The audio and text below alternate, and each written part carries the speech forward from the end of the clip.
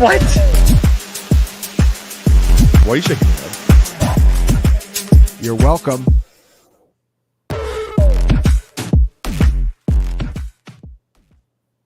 It's Tuesday night, and that can only mean one thing. You are here locked in with Dynasty Points, as always, over at the Fantasy Points YouTube channel. If you're here from the amateur porn site known as x.com, you can head over to youtube.com/fantasy points and hit that subscribe button so you don't miss anything we're putting out. We are putting out sleepers, wide receivers to be drafted after the 75th pick. We are doing running backs, and we're doing breakouts. We have auction draft content coming out. We have John Hanson's much needed drafting from each position videos about to be coming out here shortly. Lots of content, and not just here on YouTube. You can head over to fantasypoints.com, get your subscriptions. The NFL standard, $60, gets you so much content. There is so much more out there as well, depending on what you are looking for. Of course, I am your host with the most time on his hands, Thomas. You can find me at El Nostra Thomas. My fun fact of today is that with the recent news of Michael Gallup retiring, the last transaction that involved Michael Gallup in the Dynasty Points League of Record this will be good. took place June 5th of 2021. And it was Michael Gallup, a 2021 first, a 2023 second, for Gabe Davis, another 21 first, and a 22 third. So shout out Michael Gallup. You had a great run. Secondary fun fact, there has never been a bigger argument in the League of Record than there was for Michael Gallup leaving Dallas and becoming a top 15 Dynasty wide receiver. That argument lasted several days. Joining me today, obviously, something looks a little different. There is no Jacob. He's out making the world a better place as a lawyer. Lucas Gilbert, his electricity is completely down. And right before the show kicked off, Ryan Heath was hit with a fever of 101 simply because he was talking about Deontay Johnson. So the man with us tonight is someone that helps behind the scenes, helps with research for the program. This is Alex Becerra. You can find him at Ax Becerra on X. Hit us with your fun fact today, homie. What's up, guys? My fun fact for today is so I actually left trivia to come pinch hit because it seemed like everybody was trying to avoid you tonight, Thomas. And I'm going to steal my fun fact from trivia, and that is nothing to do with football, but Lake Baikal is the deepest lake in the world in northern Siberia. And that's my fun fact of today. Some little bit of science, a little bit of geography for you. There we go. We'll take it. None of us do that because we are not, we're not cultured enough for it, if you would. Look, Pesky, I see you over there on X. No, that's just your profile pics. You are here on YouTube. Never mind. You got me. Sean is also here. I'm interested in taking ownership of an orphan that is Michael Gallup, Tom Brady, Rob Gronkowski, and Antonio Brown. Yikes. A great team like 5 years ago. Oh man, this would be no surprise if that was an actual orphan. Why nobody rosters that team. We are, as the thumbnail implies, we are going to talk about taking on orphans, why I don't like to do it in the first place. But look, in this world of Dynasty fantasy football, people that like to take on orphan teams in Dynasty, there's a very, I won't say niche because Dynasty is just kind of niche in and of itself, but there is a community that just has a passion for rebuilding these teams. And we're just going to talk about not just orphans, but how to properly identify targets in redrafts and ways to really expedite your rebuilds. You and I don't like the idea of rebuilding, period.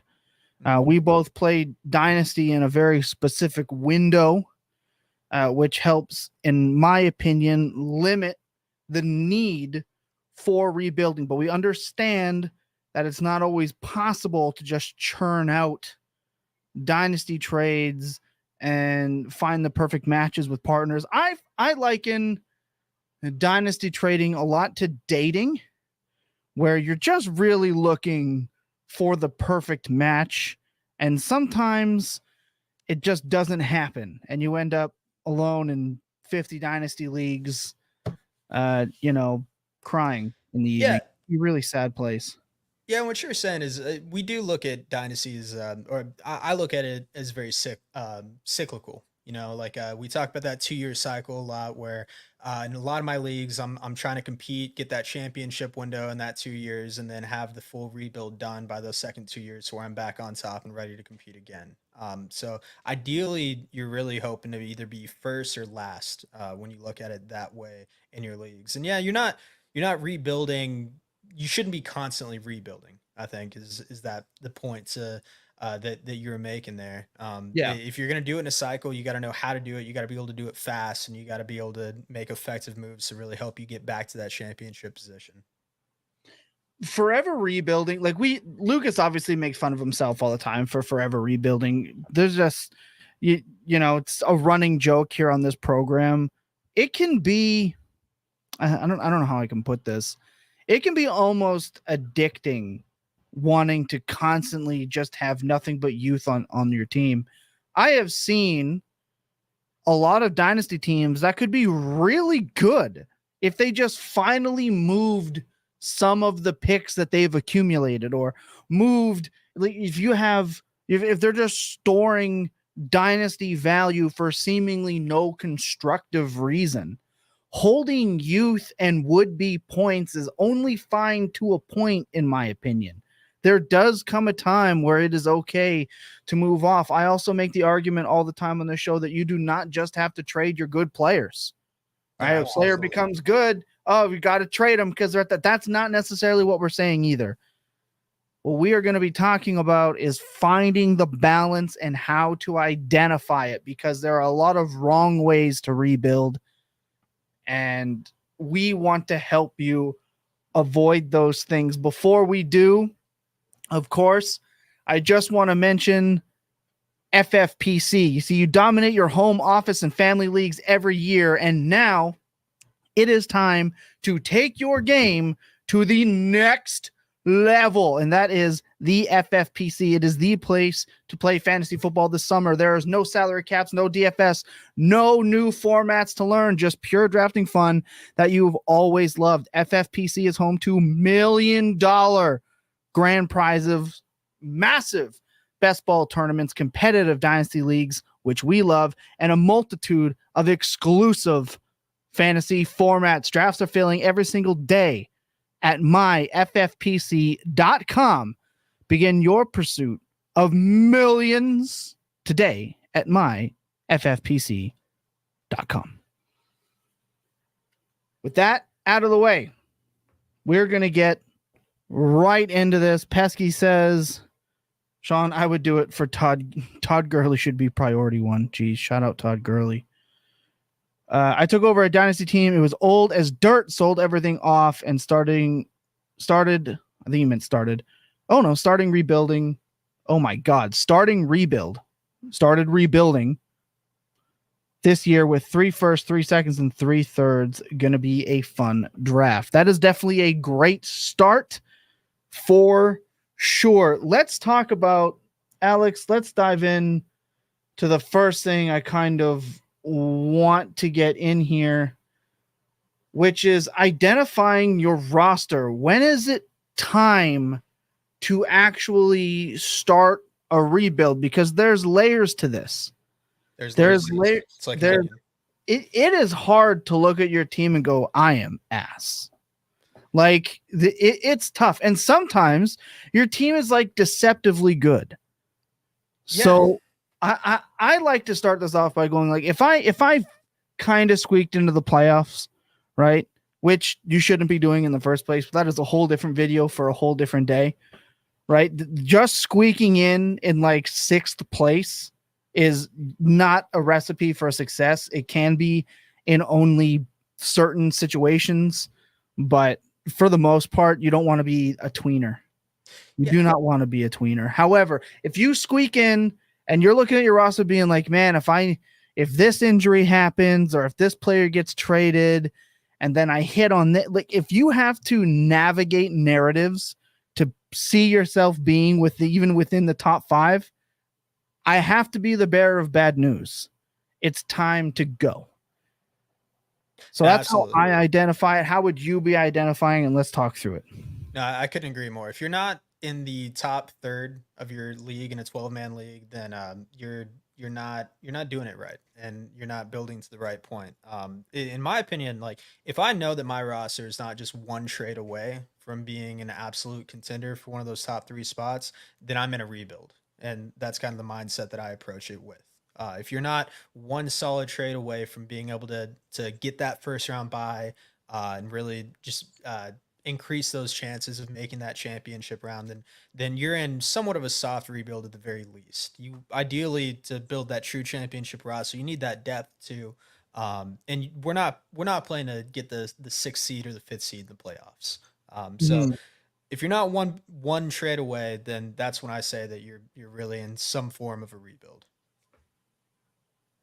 Yeah, and it's hard to do that. It is hard to sit there and think, well, I should really trade off some of these, veterans and really, again, like I said, realize that your team's just not it. It is often that we love our players when they're on our roster just that little bit more than say if it would on someone else's roster. I know for me, someone who's in a ton of dynasty leagues, that I will look at a player and that I have on my roster that I don't want to trade away, and then be in another league and someone offers me that player and I go, I wouldn't take him. Like, why would I trade for that? But yet I don't want to get rid of him off my own roster.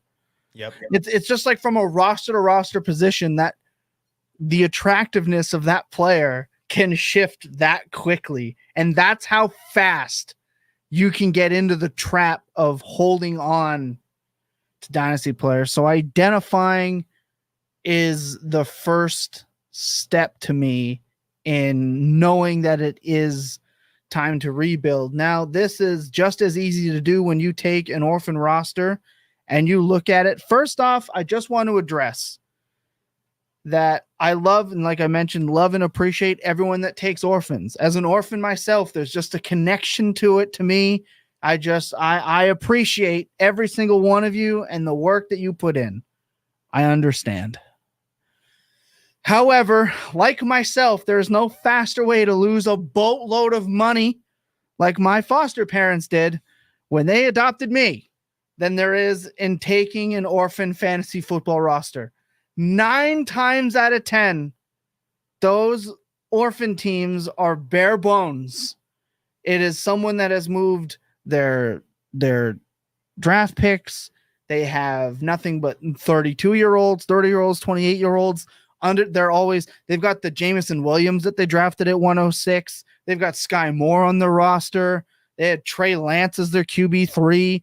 They're just more times than not absolute dog shit dynasty teams.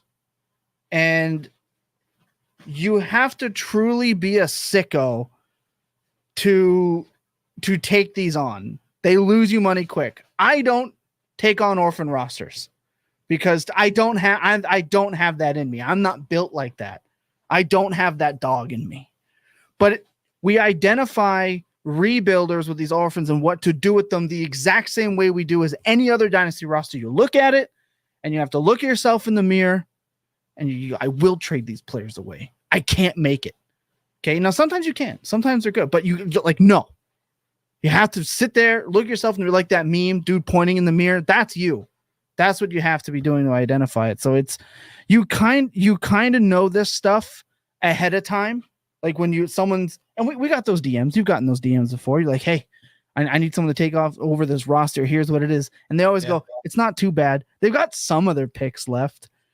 And then on top of that, if somebody's like, we'll pay year one. You're going through this right now. You took over an orphan roster in one of the oldest leagues that Jacob and I are even in. It's $100 buy-in, and you're some sort of sicko. I'm sick. For $100 buy-in? I'm sick because I'd take over orphans. Like I do more orphans than startup leagues. Oh, I've you're I've insane. gotten to the point to where I'm in like I don't even know how many leagues now between the ones that we co-manage, but I mean, dude, I agree. You're throwing out all these nerdy, just logical reasons for why we shouldn't touch orphans, but you know what? I want to see if I got that dog in me.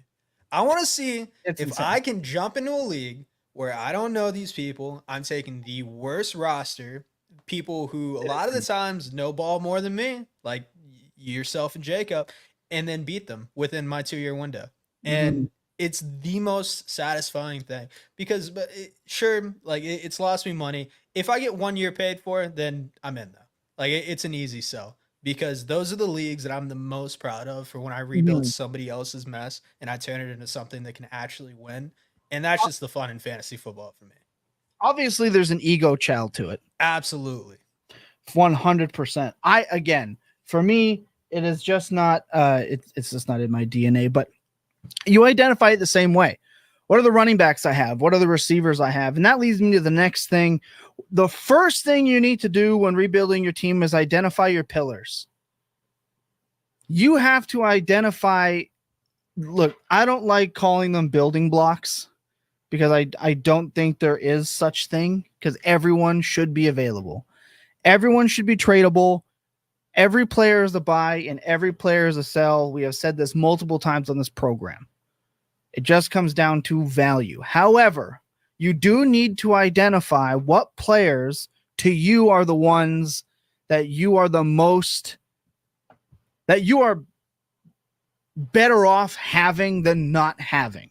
And these player types do exist. We always talk about, oh, I want to trade Patrick Mahomes. I want 4 first for him. All right, he might be worth 4 first round picks. You're never getting 4 first round picks. And I know someone out there is going to be like, well, in my league, I got 4 first round picks and I got Will Levis and he let me name his kid. That's your league. And I'm very happy that you are able to do that, but it's not the average. So there are just some players you are better off holding on to. But let's talk about some pillars, types of players that we want to hold on to or try to hold on to or get the most out of.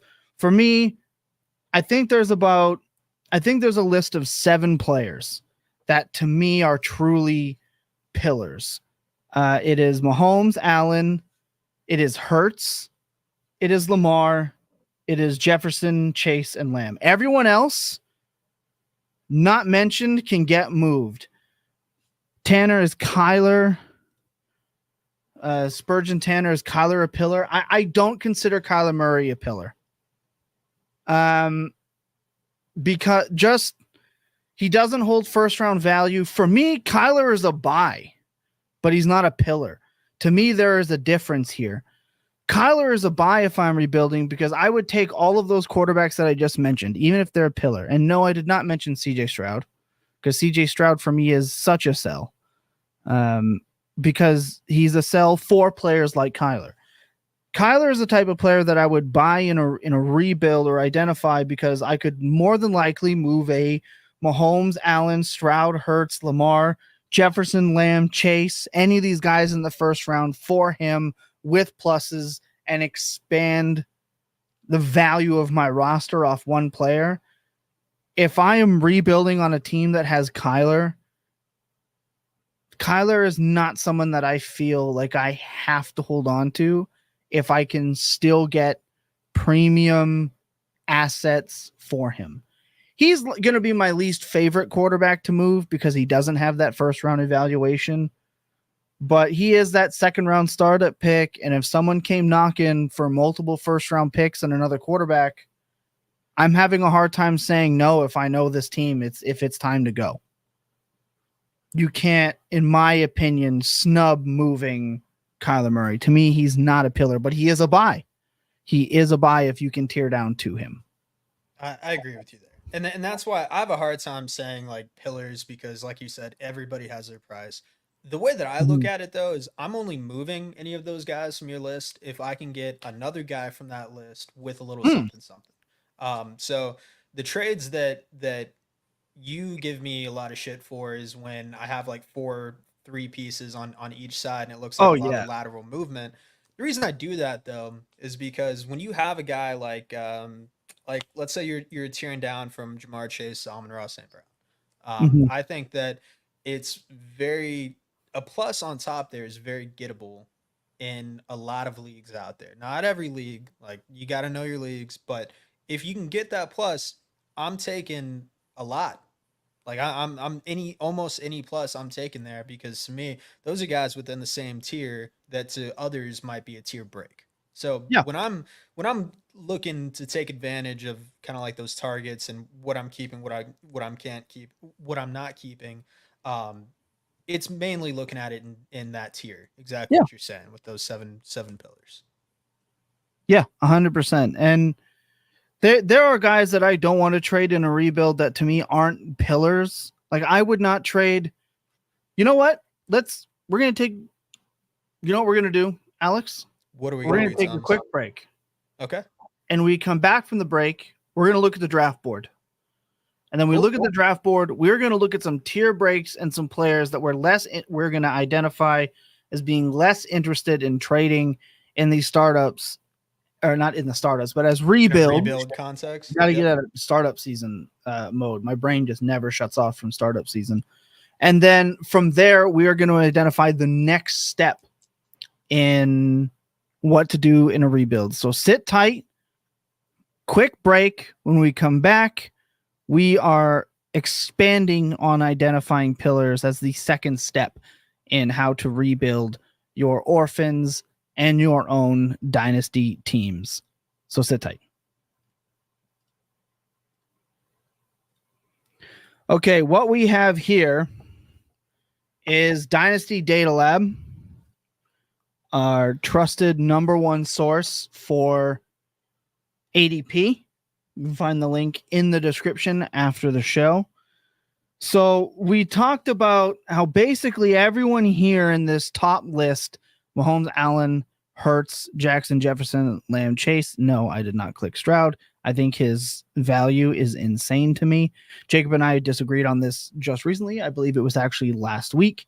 Every year, you know what? This is why Stroud's not a pillar to me. Every year, one pylon quarterback makes the way up here. Sure. It's been Burrow. It's been Herbert. It's now Stroud. Jordan Love almost made it. I can't remember if Lawrence ever got up there. I think he was 6'7" a couple of years ago. There's always one that makes it here. They have to go bananas consistently for them to stay there. Any ding to their fantasy value, the chances of them staying there are slim. There's other guys like Richardson and Caleb who are more likely to be in Stroud's spot next year than he is, in my opinion. So to me, he's a tier down and get out, especially if you're holding bank. If you drafted him at 1.6, 1.7, 1.8 last year, when your team is still kind of ass, he is the perfect player to move for me. Absolutely the perfect player to move. Move him for a Kyler if somebody wants to. Move him for a Purdy and a couple picks, for a Lawrence and a couple of picks, Dak and a couple of picks, Goff for a couple of picks. He's just a player that I would tear down to gain more assets for. But let's talk about some players that I'm less excited to move because the value doesn't necessarily speak enough to me to move off of them if my team is bad. And there's a couple that stand out. It's the rookie quarterbacks to me, except for Caleb. I would move Caleb because his value has already hit this top round startup pick evaluation. Time is nigh to move him for maximum value right now. If he plays and is terrible, it may be a little bit harder to sell. I know that sounds crazy. I get it. Daniels is someone that I'm not necessarily excited to move off of. He's got that third round ADP right now. Probably should be a little bit more in the second round. I would take him over Laporta. I would take him over AJ Brown. I would take him over Jahmyr Gibbs. But again, are you going to get that in your existing leagues? Probably not. So I'm probably more inclined to hold him. May and McCarthy are two guys that I'm not moving right now Yeah, I think that on a they're fine. rebuild. It doesn't make a ton of sense to move them. I would say Brock Bowers, but I saw I wish I could remember. Sad Cubs fan user in the Fantasy Points Discord posted a trade. He moved Bowers for 3 first-round picks, some in 27, some in 26. And I went, you know what? In a rebuild, I think I would do the same thing. So you can even move guys like that. Like I said, there's very few. Like Sam Laporta. Yeah, I would in a rebuild. I would trade Sam Laporta for 3 firsts for sure. If you're in a rebuild, no one's off limits. For sure. There's just players that I feel less inclined to trade, like I mentioned. So we've identified that there are some players that we don't want to move right now in a rebuild. We've identified what the major pillars are and explained why everyone else is really fair game. Those other guys geez, today my speaking. A little while ago when we were still full tilt, we did this video. Should you trade Justin Jefferson if you need to rebuild? Yeah. You trade even the pillars. We're just identifying the players that we don't necessarily want to move. But someone offers me 3+ first for Jefferson on a rebuild. See ya. Yeah. If Drake London and a couple of firsts on a rebuild, gone. Because you don't have the option to say no. Spurgeon Tanner says, I don't have the cojones to move Stroud. That's fine. I get it. It's hard. It's tough. Oh, what if, But look, to me, just value on a rebuild. He's just not a guy that I have 1 share left. And the only reason I have that share left is because I know the league that I am in doesn't care about quarterbacks. So I'm holding on to him because that's important too. But okay, Alex, let's set the stage. You've taken over an orphan team, or you're looking at your team in the off season. The first thing that you should be doing after you've established your pillars, you've checked around your league, you know your settings, it is a fire sale on running backs. Absolutely. Every time, 10 out of 10 times. I think that I just, in that horrible orphan that I just took over in your league, I'm pretty sure the first thing that I did was sell a running back. I can't remember who it is, but like some of the easiest running backs to sell this offseason, Saquon, Josh Jacobs. Mm-hmm. Like you can take some of these guys and like Kyron's been kind of weird. You know, he's not very liquid this offseason, but Saquon, I've had a ton of success selling and really getting some really good lateral moves there to a player like Devonta Smith plus or Pittman plus, anybody in that kind of nesting a receiver range. That's what I'm doing with that every time. Kenneth Walker is another one that I'm selling. If I can turn Kenneth Walker into DK Metcalf or somebody who's a little more insulated in their value, first thing you're doing every time, sell your running backs. It does not matter what running back. Nope. Brees Hall, Bijan, Gibbs, you can all get it. You can all get gone. Because look, things happen really fast in this league. ACLs happen, high ankle sprains. Now you can't move this guy. Oh, I really want to wait. You said it yourself. I don't want to buy into Bijan until he breaks. He's 2-1 right now. His value is never going to be higher, and he didn't have to break out. You can move him now. There's as big a chance. I wouldn't say as big, but it is still likely that Bijan goes out, heaven forbid, in week 1, and something catastrophic happens, or week 3, and now he Brees Halls himself into the 3rd and 4th round. And now you have to hold that bag while your team rebuilds. I'm sorry. If you were a natural 101 last year and you drafted Bijan, you're already fucked. Yeah. You've already kicked this whole thing off wrong, regardless if he was the best player or not. If you were a natural 101, you either never should have made that pick, you should have moved off that pick, and now we can say that, drafting Bryce Young was the wrong move at 101. Yeah, easy to say now. Oh, the best, AR for sure. The best move you could have made if you were a natural 101 is to never make that pick in the first place, which is also important. But that's, again, another video for another day. I can tell you, I did not have a 101 where Bijan wasn't the pick because I already had quarterbacks. So very important to take that into account as well. We're not sitting here saying it's the power of hindsight. What we are saying is that if you are that bad, where you are a natural 101, you obviously need to identify that having any running back on your roster is going to end up being a net negative because they are the shortest shelf life. They have the most, They're the most replaceable, most random acts of violence on their legs. They're the final piece of the puzzle when you're putting together your fantasy roster. They're the only asset where one injury takes them out. If Jonathan Taylor has another season where he has a catastrophic injury, he's never touching this value ever again. Receivers can come back. Well, Tom, how do you know that? People were drafting Judy in the 5th round last year. Receivers get just as much grace as really bad first-round Caucasian quarterbacks. Okay, they get just as much grace as those guys. Running backs don't. They get treated like adopted stepchildren. As soon as one bad thing happens, the Dynasty community is done with them forever. Kyron Williams just went out and gave you Todd Gurley numbers. What I was about to say. They draft a rookie not high, coming off a down year in college on a run-first team that blew teams out every single game. Okay? Now, look, I know people at Fantasy Points, Brett Whitefield, John Hansen think, well, Corum's a better, more skilled, and talented runner than Kyrie Williams. Sure.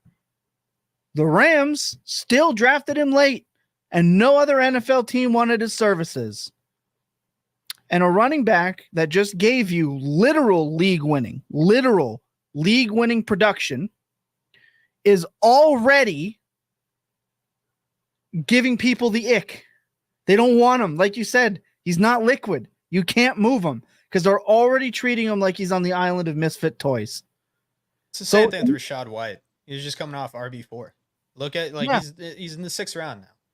Like they're the most dangerous asset to hold in all of fantasy. Like they are the cherry on the top of a sundae of a championship winning roster. Like that should be the final thing that you touch there is let's look at some trades that Rachaad White's been in lately.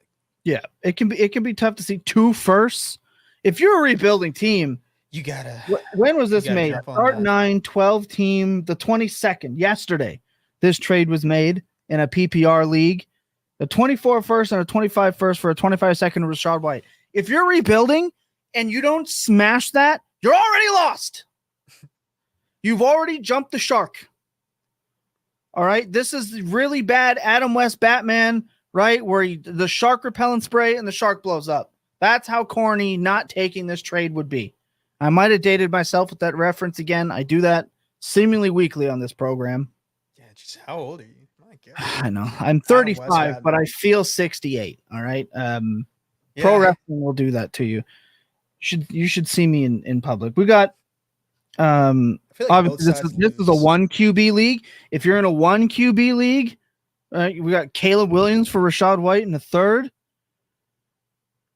Just so many opportunities to rebuild. Rachaad White for Javonte, Ridley, and Estime. Not as big a fan as that one.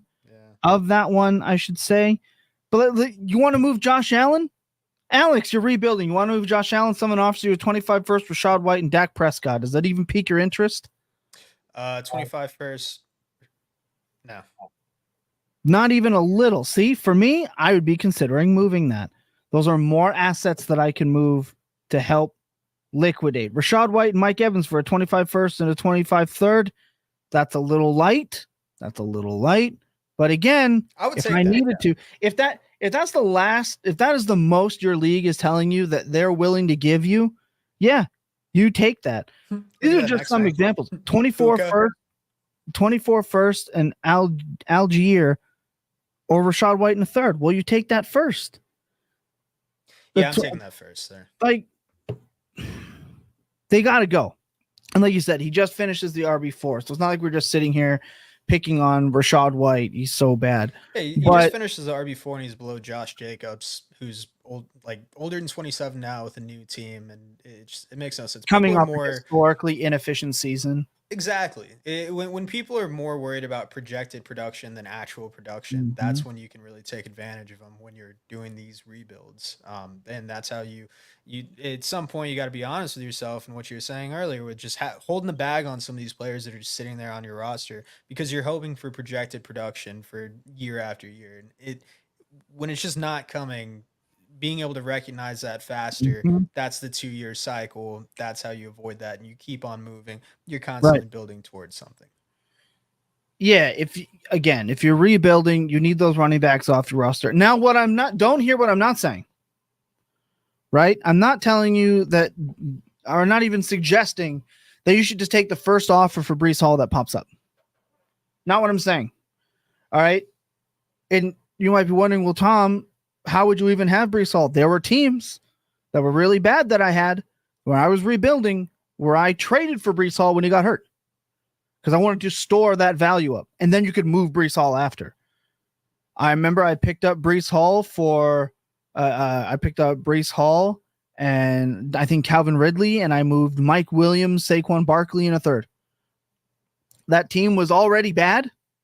I had no need for Barkley, and Brees Hall being on IR just moved those points off of my roster, helped me secure a better draft pick. Right. So there are times where you could have had a Brees Hall on your rebuilding roster, but you don't want any of these running backs. Excuse me. You don't want any of them. Kyron gone. Bijan gone. McCaffrey definitely gone. ETN.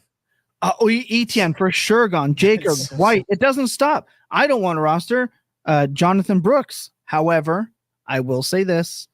He is somebody that I'm okay stashing on my IR until he plays. Slow and yeah. Correct. I'll put him on my IR. I don't want to move him. If you're a rebuilder or you took over an orphan that's really bad and you had an extra 110, 111, I have no issue if you took Jonathan Brooks.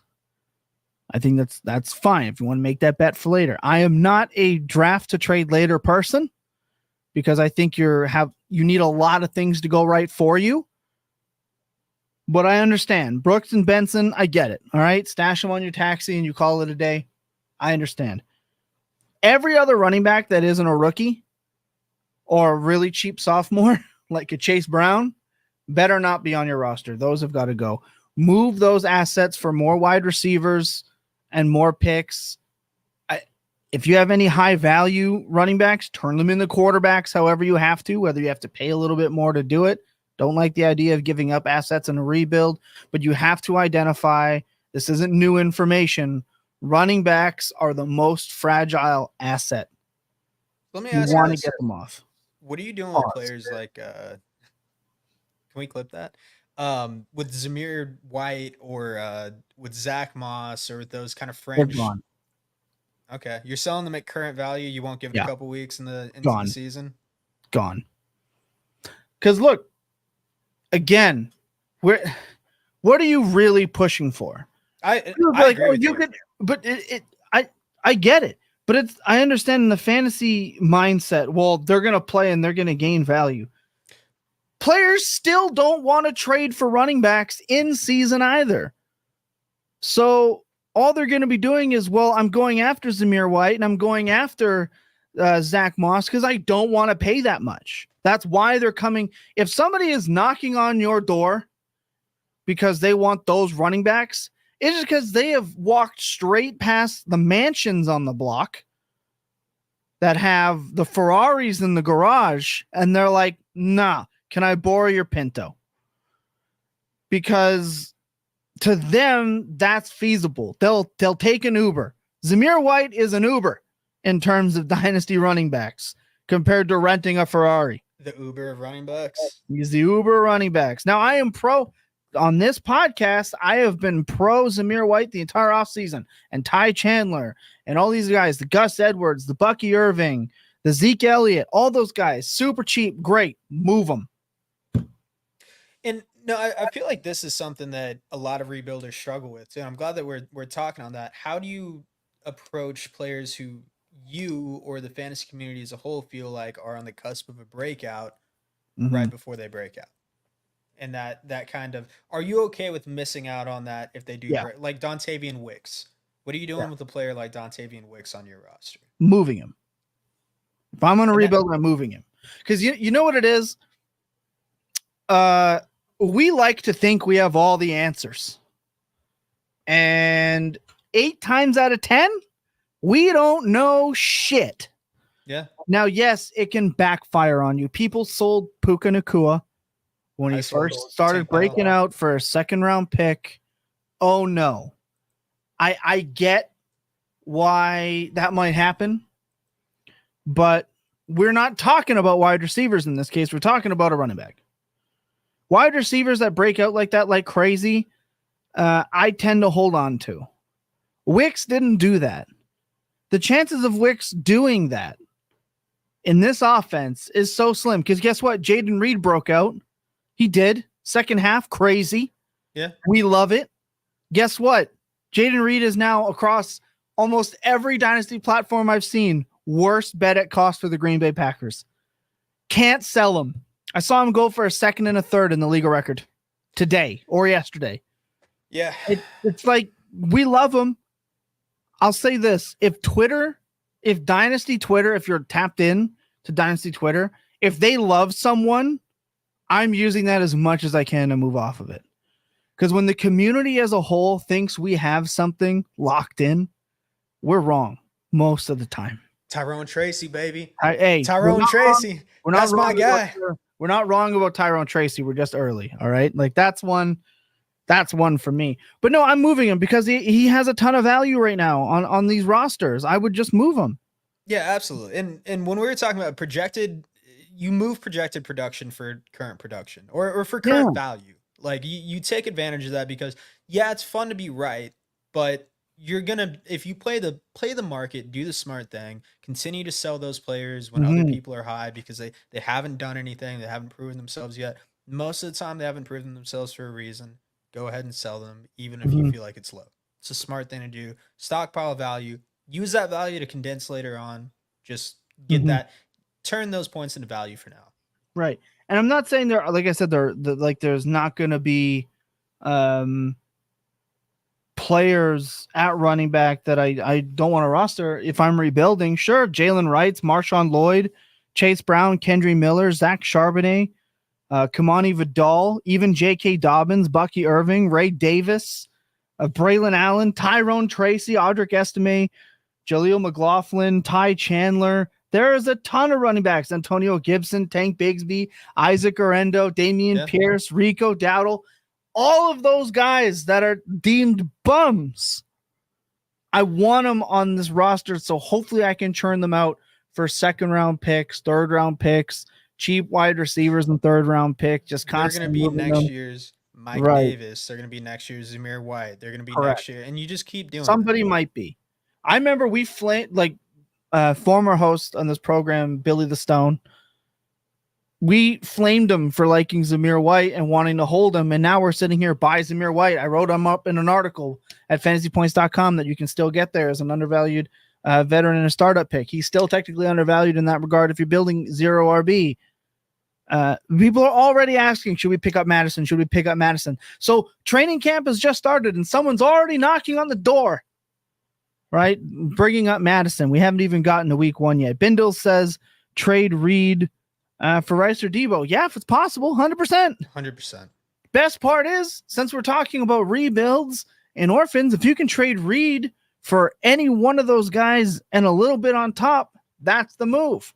That's the move. That's the move. There are even other receivers that I would pick up. I would move guys like you mentioned Dontavian Wicks. Give me Michael Wilson and anything on top. Yeah. If I'm rebuilding, there's even ways you could make these moves for cheap wide receivers. All right. We have to take another break. It's our last break. And when we come back, we're going to move on to the next step on what to do with your rebuilds and how to identify it to quicken the process for you so you are not in rebuild hell. Sit tight.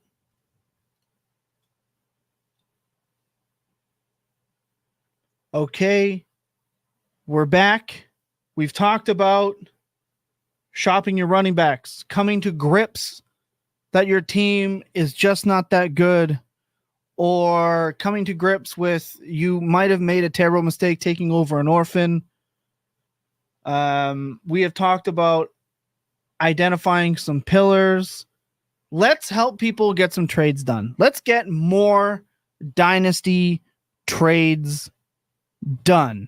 And Theo the Greek did hammer this home. Like and subscribe, everyone. The boys need Timbits. Our families do need to eat, and hitting that like and subscribe, it's free to do, and it really helps us up the algorithm. It helps a ton, especially when you leave a comment after the video is over, the live stream is over, or you post a video. It does help us feed our families. As a Canadian, I do need my coffee and Timbits. So thank you, Theo the Greek.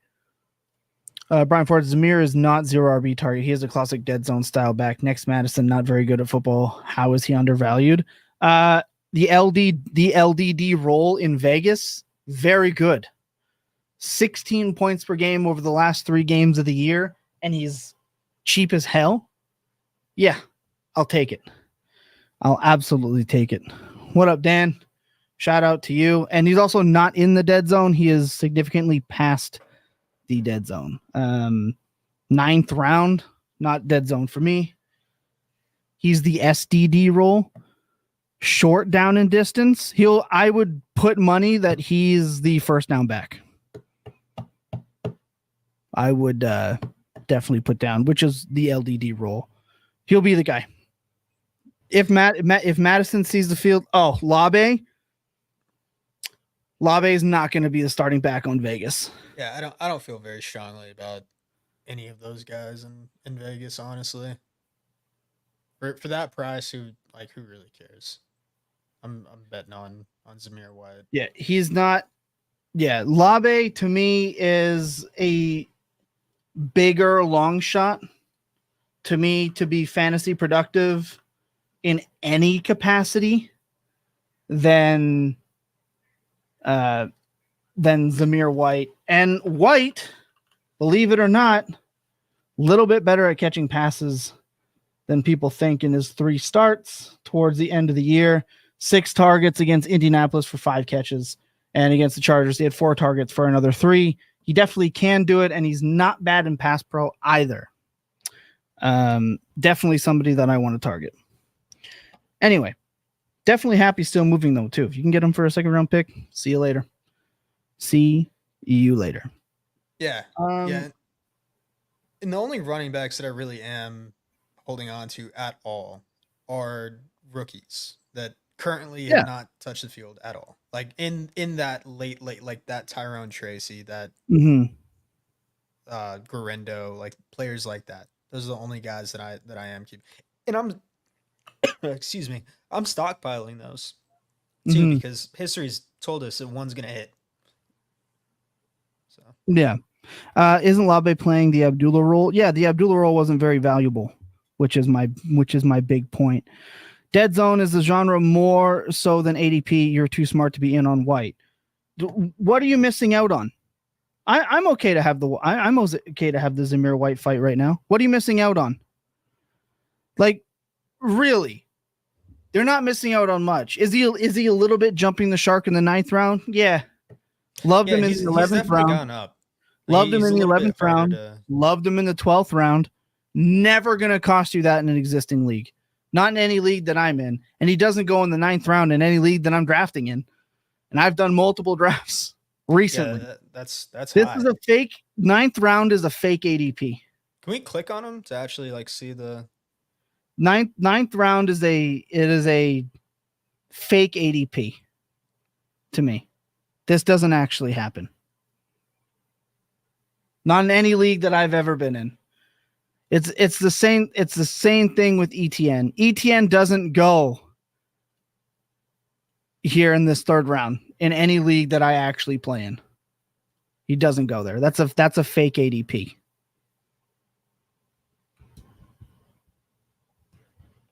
Yeah, anyway, that's too high. Too damn high. It's too damn high. We just talked ourselves out of Zamir White now. No, again, it's not as it doesn't reflect what his actual price is. It doesn't reflect what his actual price is. It just doesn't. It just doesn't. No, I agree. Yeah, if you take Zamir White in the 9th, like Madison, Cheeks, like Labe, Cheeks, right? Labe was really good in C2C leagues, like he was, but let's be real. It's just now. I'm not even saying that I'm not in on Dylan Labe if I'm a rebuilder. Not at all. I would be. You know why? Because he's even more inexpensive, and we like that. We like that a lot. That's the types of pluses that you want. 6th round, end of the 6th round pick in the NFL draft, free. I'll take that too. If I'm rebuilding, I'd rather have Labe for sure. But points on your roster, Zamir White's going to do just fine for you. All right, let's look at how to actually define. Just in a startup and sleeper, ETN went 311. That's too damn high. That's so high. 311. That's damn near right next to him. I don't see that ever. I would love for there to be more people in my drafts that draft running backs. If I'm being totally honest, I am real sick of everyone else drafting the wide receivers, so I can't draft them. It is really starting to piss me off. Yeah, we don't need to see 55 receivers go in like the first 4 rounds, guys. If you could stop it, that would be nice. Let's talk about how to identify more of a match for your trade partners, because that's one of the biggest issues I see in trying to work through these rebuilds is we are just trying to stick a block in a round hole in a lot of these trades because there's just somebody that I need to have to make my rebuild complete. And when you lock yourself in to just needing one specific type of player, you are already handcuffing your rebuild. So when you're looking at players and we want to find the right match, if you're trying to move a quarterback, maybe don't go and find the guy that already has 3. If you're trying to move a running back, maybe don't find the guy that has 6. You know what I mean? Like there are ways to identify. Go and find a team that maybe in the top 7 that you might think is actively maybe looking for a running back to make the difference on their team. Go and see if they are interested in a Ken Walker, in an Isaiah Pacheco, a Josh Jacobs, a Rashad White, a Breece Hall. Go and find these guys. Well, you're like, oh, well, their pick is it's going to be later. That doesn't matter to you. That should have no. You're not getting a high pick more often than not when you're rebuilding. You're getting as many picks as you can for dart throws. Yeah, exactly. So when you took over that Orphan, what was the first thing you did for identifying a reasonable trade partner? Because you, like we said, Alex, you've recently done this. Yeah, and it's a gross one. So let me actually get that one pulled back up. Another thing I wanted to add to what you were saying is the best trades happen, in my opinion, when 2 people disagree on a player or they disagree on the value of something. That's what makes great plays. So your rebuilding strategy is going to be completely dependent on who you're playing in your league with. You're not pigeonholing your rebuild to go one way, and the way it's not going to go the way you want it to if you try to do it like that. It's going to be dependent on how other people in your league feel about different players. But first thing I did in my in this one was figure out who likes to talk about trades and who doesn't. That's something that you and I kind of bicker about a lot. Is sometimes I like to talk about my trades in the DMs, and some people really enjoy that, and some people absolutely hate that, like Thomas. You send me a paragraph about a trade, I'm not reading it, bro. No, most of the time I'm not reading it. Like I've got to really be in the desperation streets to get into a back and forth with you. I am not the ideal trade partner if you're just an trying to asshole, rebuild. I think. I am a What little you're bit. trying to say. I'm just Yeah, playing. I'm a just little playing. bit. I know. You're not wrong. No, what I was doing there is trying to buy time while I got this recent trade pulled up. So Hmm. the first thing I did here was I traded Justin Herbert, Nico Collins, James Cook for TJ Hawkinson, T Higgins, Trevor Lawrence, and the 109.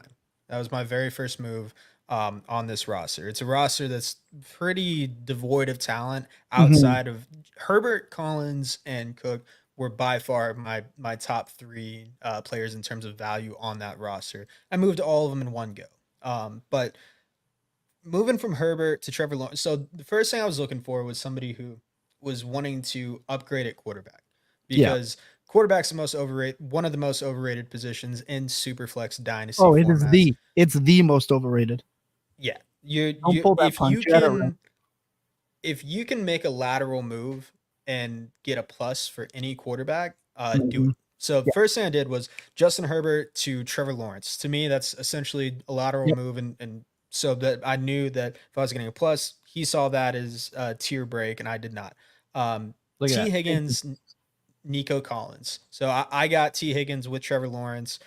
He got Nico Collins with Justin Herbert. I'm kind of breaking this trade down. Again, when I'm rebuilding, when I'm really competing, I'm looking to consolidate as much production as I can to star Mhm. power. When I'm rebuilding, I'm doing the opposite. I'm trying to break down and again move between tiers for other people, but within the same tier for me. So T Higgins and Nico, they're both nesting doll receivers.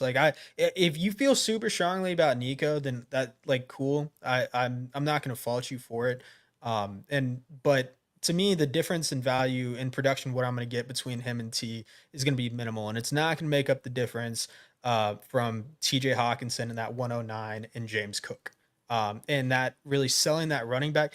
Cook is not an easy running back to sell. No running backs are No. super easy to sell in this league that you got me in. But this was one of the only ways that I could find to sell and get James Cook off of my roster, turn him into Brian Thomas, that 109, to pair with Trevor Lawrence. So that's a perfect example of how I approach a rebuild. And I'm trying to tier down from quarterback. I'm trying to sell my running back, and I'm trying to make lateral tiers at positions, important positions like tight end and receiver, to me that are tier break trades for others.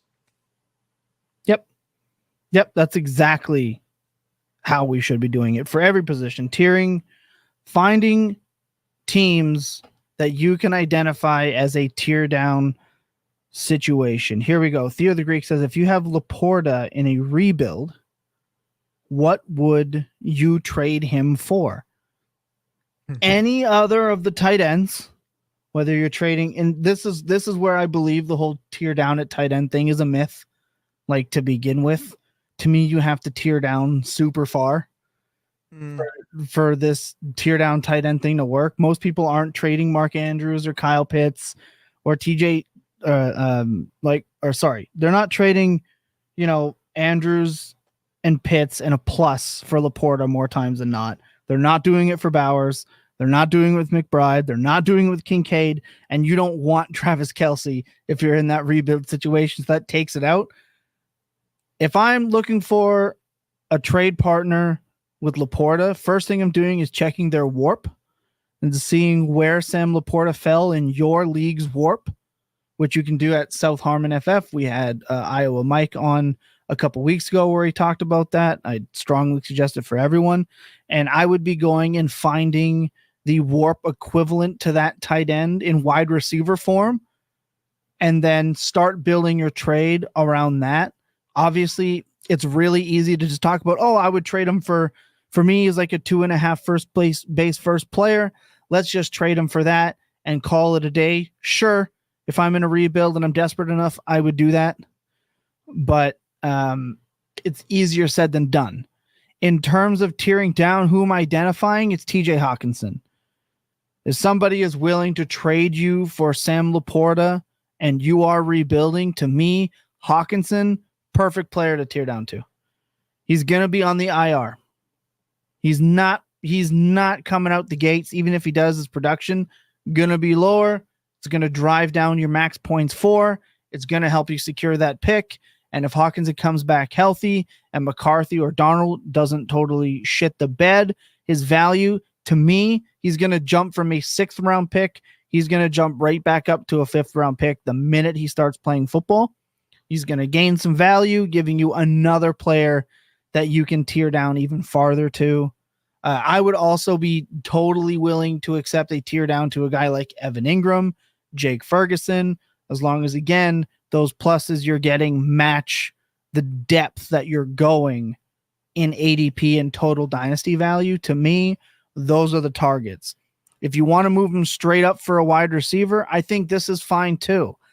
In a non-tight end premium league, I don't even care who my tight end is. I just want Conklin. I don't even want a top tier tight end in a non-tight end premium league because the warp just isn't there for me. I would just rather receivers at a high end. Tight end premium, yeah, try to tear down to another tight end like Hawkinson, Ferguson, plus. Those have to be substantial pluses in my opinion, but that's kind of where I'm looking.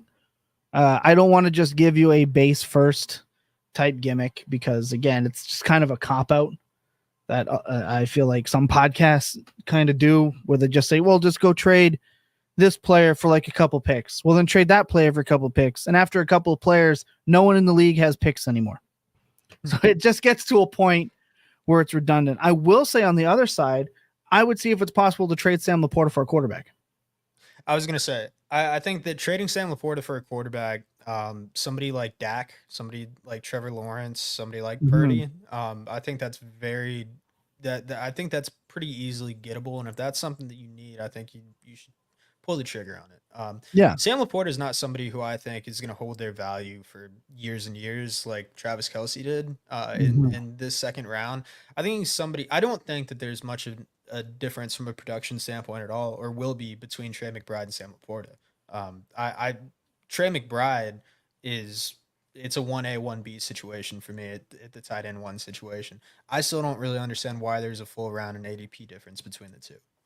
Right. So if you can get it's pointless to say like McBride plus, because you're not going to get that. If you can get any of those top 4 guys plus anything at all except for Kelce, then take it, obviously. But realistically, quarterback is the next best thing with Laporta for me. I've had a lot of success doing that. I find it easier to trade him cross positionally than trying to tear down. Like, trade him cross positionally, pick up some ammo, go get a guy like Njoku or Ingram or Jake Ferguson at some point later on. Right. Now, don't get me wrong. I also don't want to roster Jake Ferguson if I can help it. But in terms of these tight ends, it's like, who are you tearing down to? Not a big Jake Ferguson guy, huh? Sinat, Freiermuth. I mean, Jake Ferguson had all the opportunity in the world last year, and he was like barely half decent. So just the likelihood of that like really happening. Although I did see someone call him the next Travis Kelce, and I was like, we've jumped the shark here big time. I just think he's just one of those guys. He is just like a guy. And look, he's also like kind of in a spot of fragility, right? Dak walks out the door. Next QB might not be that big a tight end guy. So right now he is in the perfect spot, and that's what makes me nervous. So he is a high fragility tight end type guy. Would much rather tier to Njoku. Some people might be looking to move off of him because Flacco's not back there chucking the ball 48 times a game, whatever he threw last year. So that's kind of how I would approach it. I would first look for quarterbacks. I would then look cross positionally. And then if I can tear down to some of these other tight ends and some multiple pluses, I'm definitely into doing that. We're going to keep rattling these off to close these off. So if you got questions, now's the time. When tearing down from Stroud to Love, what would you want as the sweetener? Now, this can be a very tough question to answer. Both quarterbacks have 1 year of production. I mean, let's just call it like it is. Both quarterbacks had their first year starting in the NFL last year. One of them goes, half a round or so, let's say, ahead of the other. I'm trying to see if I have any. I did a trade with cheering down from Stroud to Richardson and got a really nice play. And this was this was April 19th, so pretty recently. I got I moved Stroud to 25 second for Anthony Richardson, late 24 first and 25 first. That's the sweetener that I got from, and Jordan Love is essentially right there too. Mhm. So I moved Stroud in a second for Richardson 2 first. If you can get a first and a second, or a first and pretty much anything, Mhm. honestly, on top of Jordan Love, I'm taking that for CJ Stroud. Yeah. This is one of those things too. The high value wide receivers, Jalen Waddle in a 2. I've seen before. Devonta Smith in a couple of seconds. That's another good way if you're tearing down on a rebuild to just attain more assets. You want assets that have the opportunity to grow. Now, you already, to me, have the best case situation where you're moving for another quarterback, right? That, look, if you told me CJ Stroud and Jordan Love next year had the same fantasy points per opportunity, I'd be like, yeah, that checks out. I wouldn't be like, oh, what? That wouldn't shock me, because we've talked about it before, what a pylon quarterback has to do. Stroud and Love have the same mobility, in my opinion, right? Yeah. Like, the same odds that they're really going to break the bank in terms of rushing for me. So, just if you look at what the ADP board here has to say, there are some wide receivers you should be able to add in. Waddle, London, Olave, Neighbors would be a little tougher, but I would definitely be trying to do a Dunze, Ayuk, all those guys. Those are high key value assets. Now, the warp for Stroud to Love might be, a little higher one way or the other, but the difference in that value is going to be made up by the asset. And that's how I look at it. I don't look at it as linear as just player for player. You're adding in the aggregate with the extra that you're getting on. Cost. Right. Now, I don't want to have the add-on being like a Zay Flowers or like a DJ Moore. To me, that's a little bit too far. That's not what I'm really looking, unless I'm getting something else on top. But if it's just one piece, I'm looking for someone in that kind of third round startup ADP evaluation, or that fourth to fifth round startup evaluation with some kind of other janky stuff thrown in, like a second or a third, maybe both, things like that. It's definitely doable, and I definitely suggest making trades like this. Spurgeon, hopefully you're back next week so you can let us know how that went. Or you can get into the Fantasy Points Discord for free. You head over to fantasypoints.com, make yourself a free account, follow the steps. All the Dynasty channels are free for basic free subscribers of fantasypoints.com. We are here for you guys year round. Chef said, what's good, everyone? Feel like I'm late to a good party. The best part, Chef, go back and watch on the replay and then leave a comment to let us know that you were there. Brian says, by the way, just busting chops on Too Smart to Like White. Hoping it's not specific. Nah, Brian, nah, you're good, baby. There's no such thing. Can't hurt my feelings. Yeah, I've tried. Yeah, he does every day. I moved Stroud for Penix, Adunze, and JT. See, for me, I'm not making that move. Like, if this is a 1 QB smash, Superflex, I'm not making this move because it involves a running back. That's just not, I don't want to move quarterback for a running back. I like the Adunze thing. Penix is too much of a wild card for me. That's too much of a drop. I like the idea. I think the idea is good. Quarterback, young, early, super flex, rookie pick. I just don't like again, if it's a single quarterback, I think this is a smash trade for me, because like you should be 100% another single quarterback. Hell yeah. But a super flex quarterback is just not quite enough for me. It's a little light. But I'm also not a buy Jonathan Taylor type guy, especially in the context of a rebuild. Not for me. But if it works out for you, then I love it. Then I absolutely love it. Last thing I want to hit before we get out of here is trimming the fat. Yep. Very important. Roster cloggers on a rebuild. Now, you might be thinking, that doesn't exist. You can't have roster cloggers on a rebuild because your team's ass anyway. You should want No. There are definitely roster cloggers on rebuilding rosters, and I see it all the time. Veterans being held on to, so hopefully we can move them. Now, we did have a whole roster clogger episode where he talked about what is a roster clogger and what is not a roster clogger. To me, on a rebuild, and look, roster clogger to me is not just somebody that I would cut. We went through this extensively on that episode. It just means it is somebody that I would sell for fab money if I had to. Just players I don't want on my team because they're not going to bring anything for it. Ezekiel Elliott. I've got 3 that aren't necessarily roster cloggers, but that I have no idea what to do with on sure. Let's talk about rebuilds. Chris Godwin. Trade him for whatever. Chris Godwin on a rebuild. You're trading him after a down year. Second round pick. Yo, God, yeah. Yep, take him. Give me Deontay a second Johnson. round pick. Second round pick. And Christian Watson. Second round pick. That was easy for you. Yeah. I won't even hesitate. Give me a second round pick. Second and a third. I'd fight a little bit more, maybe. Yeah, on that team that they're just going to hurt your max points for. Yeah, I just moved the 212 for Chris Godwin. Yeah, no, I remember. Yeah, I think that's steal though. Yeah, that was the steal for you, and I was very upset about it because the trade I got immediately thereafter was Jameson Williams for a first, and I think monitor.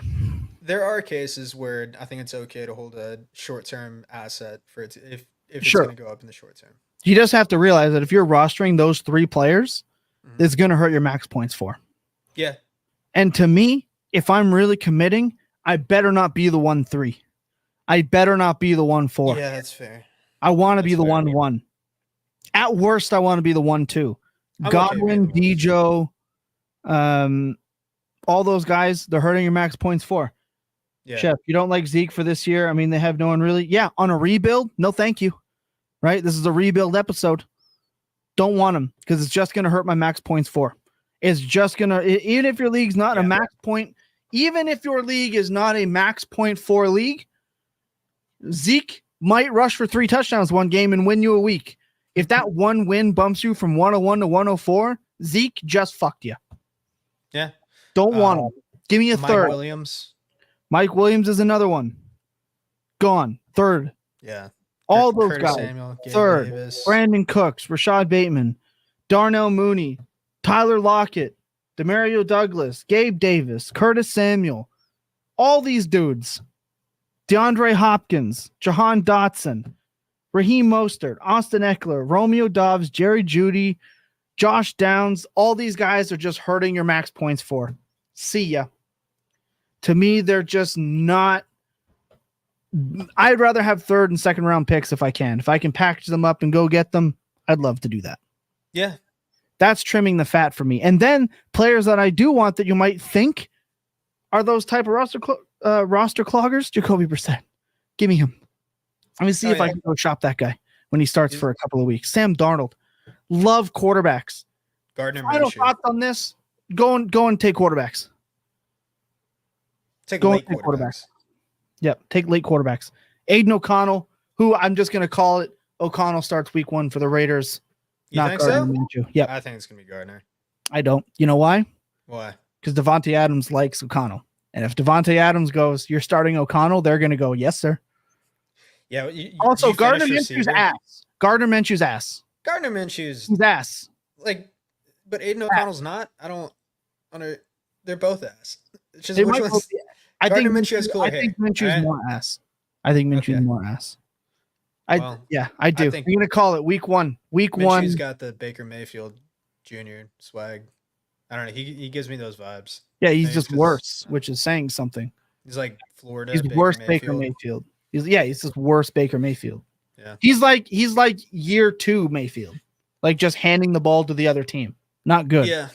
Yeah. No thanks. His stats were like the same as Trevor Lawrence. If Devontae Adams, look, he's going to throw Devontae Adams the ball, which I think is all Adams gives a shit about. That's the analysis that you come here for. That's the analysis. He's going to throw Devontae Adams the ball. Yeah, he has those love eyes for Adams, no sketch. And to me, that's what I want. So I am pegging AOC as the week 1 starter. Are you now? Yeah, 100%. I know what I said. And I stand by it. God damn it. All right. Well, I want those. Like I said, I want all those quarterbacks. Drew Lock and the late running backs, man. Yeah, The Winston rookies. for sure. Drew Lock. Yeah, the late running backs. Even the Eric Grays, Isaiah Davis, Blake Watson. Did talk to Commanders beat reporter Chris Rodriguez Jr. Probably droppable, No, which yeah. makes me sad. But even guys like Abanikanda, Miles Sanders, Trey Sermon, Donta Foreman, forget Clyde Edwards-Helaire and A.J. Dillon. Get out of here. A.J. Dillon's not even making the roster. Khalil Herbert, Rico Dowdle, Tank Bigsby. I will not hear anything about A.J. Dillon from you, sir. Ty Chandler, estimate all those running backs late. I will take. And then, of course, right, the quarterbacks, the Sam Howell, the O'Connells, the Wilsons, the Minshews, all those late round quarterbacks. Those are the players that are just the easiest to flip for value. Ambiguous tight ends is another one. So easy to identify these late round players that you should want on a rebuild for flipping purposes and value accruing purposes, and a lot of players you shouldn't. Is Pratt on your list? I got to be honest with you, not someone I've thought a whole lot about. But yeah, if they're late, sure. If they cost me nothing, sure. Absolutely. When I was going for the rebuild, I went hard on Fab for any running back fodder and sold them for picks for those competing playoffs. Paid off for second and third round picks. Sean, you cracked the case. You should have done this episode. That's exactly what you want to do. Churn out waiver wires as much as possible. I did that in my home league year one. Help me win the league. Kareem Hunt for a 25-second. Perfect. That's perfect. That's exactly the type of deals that we are talking about. Capitalize and always stay active. I'll also say Hayden Hurst. Pick up Hayden Hurst if you want to move him. He's probably on your waiver wire. He's the number one tight end in the Greg Roman offense. He has familiarity with him. Get him. He's definitely somebody I can see someone paying a second round pick for in week 7. Right? Like he's just, tight ends, quarterbacks. Let's get some final thoughts. Alex, final thoughts. Final thoughts. Don't wait too long to recognize that you're in a rebuild. That's part of why I like Orphans, because it's easy to look at it and say, this team sucks. Don't be afraid to tell yourself that your team sucks. If you're not more than one trade away, or if you are more than one trade away, then it's time to start taking a hard look at your team. Mm-hmm. No, I agree. I agree 100%. I can't disagree with that. It is the hardest part of the rebuild, is coming to terms with the fact that your team may not be as good as you once thought, or you've just finished your draft and you realize that you blew it. It's tough. It is tough to figure this game out. I will say one thing we didn't hit on today that I wish we did was not tearing down to the framework. Okay, you need some value remaining on your roster. We talked about early in this offseason in the Discord that it can really breaking your team down too far can do more damage for your team than good. You don't want to have no players and just picks. Makes it real hard. That is why we talk about tiering sideways and the differences in the trading system and not just looking for nothing but picks. Tiering sideways and adding on is the way to go.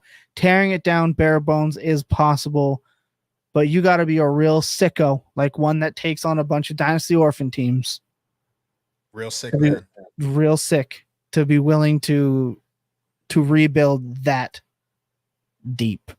For now, that's going to do it. Hopefully, you've helped learn a thing or two. Enjoyed your time here. If you have, leave a comment.